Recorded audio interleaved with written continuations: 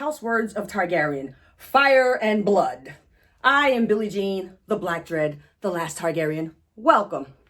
Question for you. So, have you ever had this deep burning desire inside of you to leave your house and go outside to the mailbox and open it and realize that you have a package from a strange person on the internet? Well, hopefully I can make that come true for you because I have something really neat I want to share with you guys. So, about 2 moons ago, I was chilling down in Highgarden, having a couple of drinks, chilling and everything. And I'm in Highgarden talking to a couple of knights, and we started to get into this really cool discussion about who was the most important character, the most pivotal figure in the Song of Ice and Fire series. So, we're talking, going back and forth, having a cute little discussion, and some dude from, I guess he's from Storm's End, he rolls over, he's like, Rhaegar Targaryen is the most important character because without him and his girlfriend, Lyanna Stark, what they did, Robert's Rebellion would have never happened and the great Robert would have never taken the Iron Throne. And I'm just like, nah, you can't really say Rhaegar is the most pivotal. Like, one, because you just seem to be a Storm's End fanboy. And two, how can Rhaegar Targaryen be more important than Aegon I Targaryen, So then we started getting back to back in that. And like, where do we start? Who's first? Like, how can Rhaegar be more important than Bran the Builder, who put up the freaking wall that saves us from the White Walkers and Thens and God knows whatever else is on the other side of that wall. So how could Rhaegar, who didn't do nothing but be an adulterer, be more important than Brandon Stark? So we're talking back and forth, and there's this one night, and he comes up to me and he's like, yeah, I have a theory for you. The most important character, the most pivotal character in a Song of Ice and Fire series is the land itself, the world itself, the places.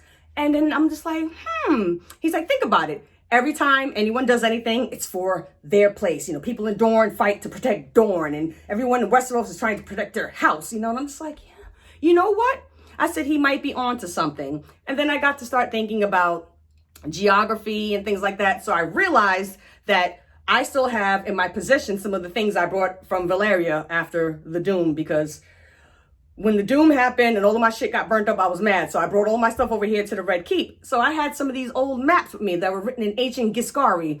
And if you don't know, Geese is the people who were in power. The people of Geese and Giscar were the people who were in power before the Targaryens came and wiped them all out, So I'm like, I got these old scrolls and these old maps. Let me take them down to the Citadel, because also, if you know anything about geography, Song of Ice and Fire, Highgarden is not too far away from the Citadel. So I said, you know what, guys, I'm going to take a trip to the Citadel and see if I can get one of these maesters to translate these maps for me.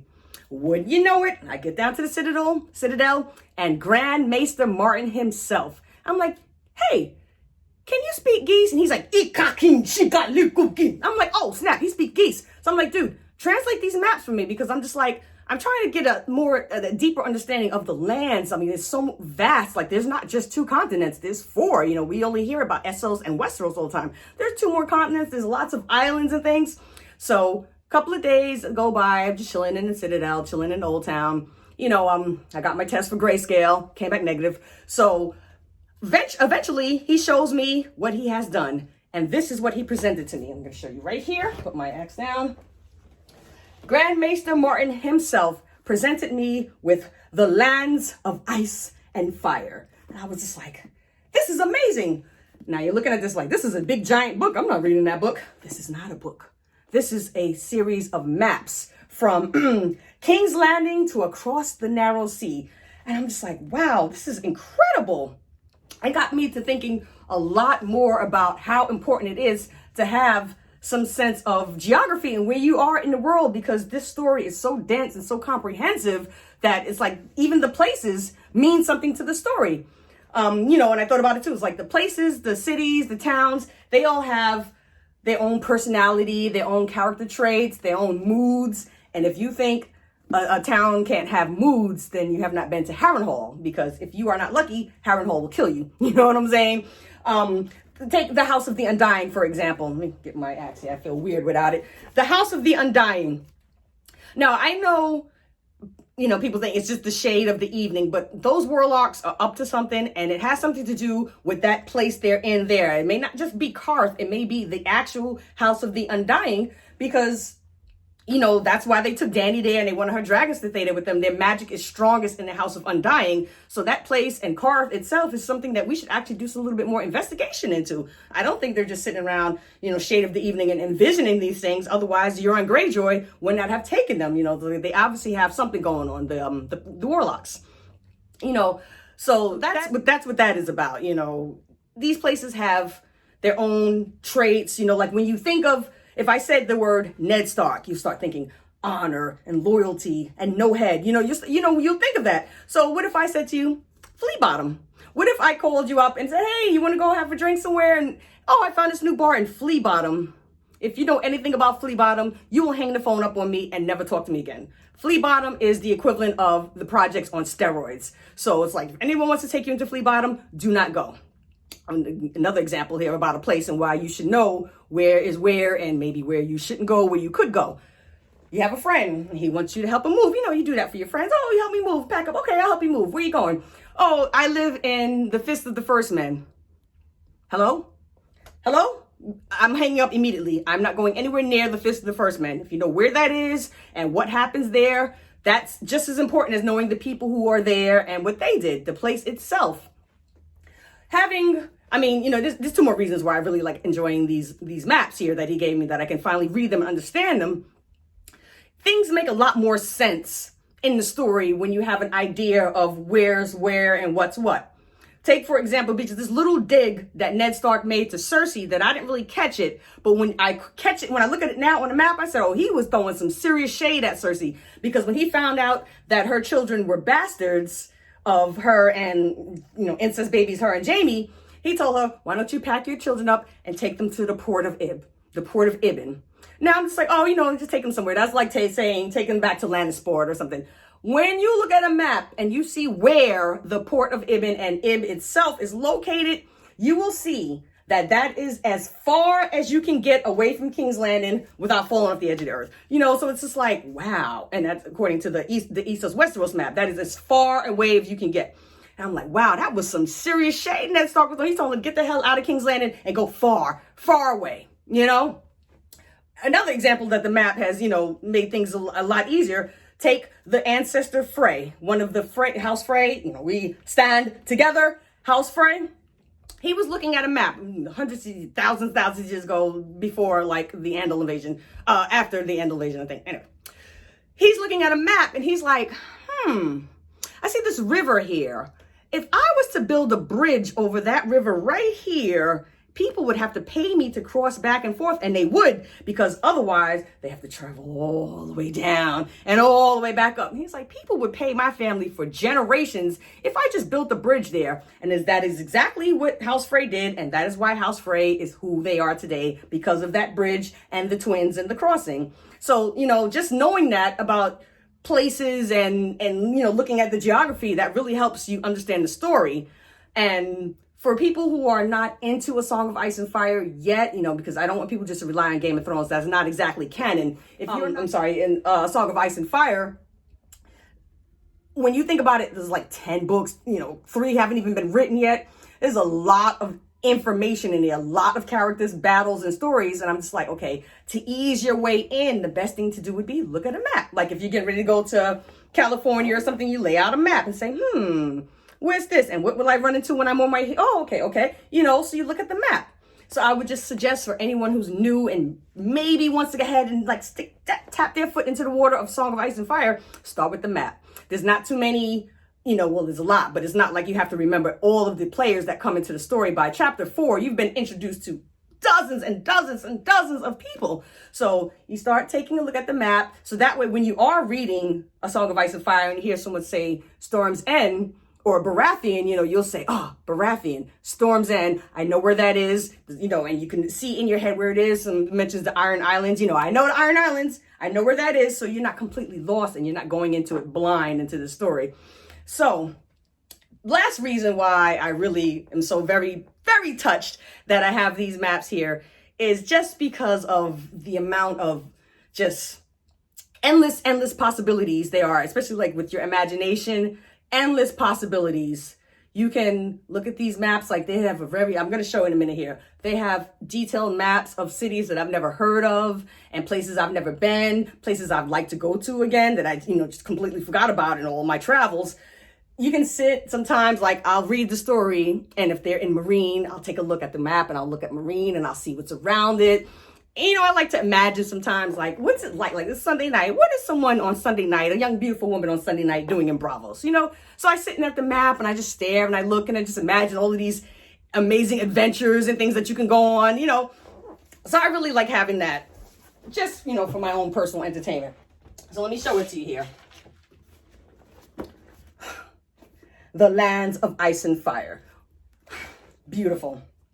When you open it up, what you first realize is it's not a book. As I said, these are a series of maps. How many maps? 12 different maps. Here's what you're going to get. Map of the known world, the West, which is everything, the known world, the West, Central Essos, the East, Westeros, Beyond the Wall, more.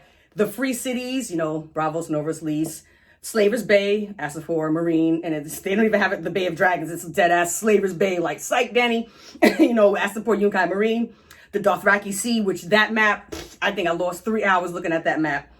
King's Landing and Bravos. Now, I'm going to pull one of these out just to show you here, but these are very, very delicate, so I don't like to touch them a whole lot. So let's just take a look at one of these here. And if I want, I can edit this out. I might not even edit that. I might just let you guys see me struggling to get this map out of here. Okay, so here we go. This is something I've never seen before. Oh, this is not even King's Landing. But anyway, this is Bravos. So let's give you an example. You read 12 of these that Grand Maester Martin was able to translate from Geese into Old Valyrian, which I translated into the common tongue just for, everyone doesn't speak Valyrian.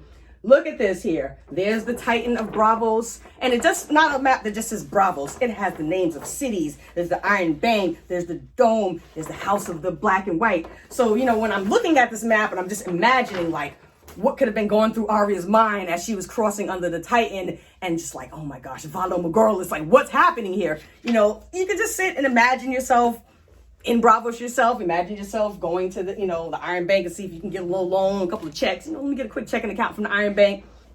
This is a completely amazing thing.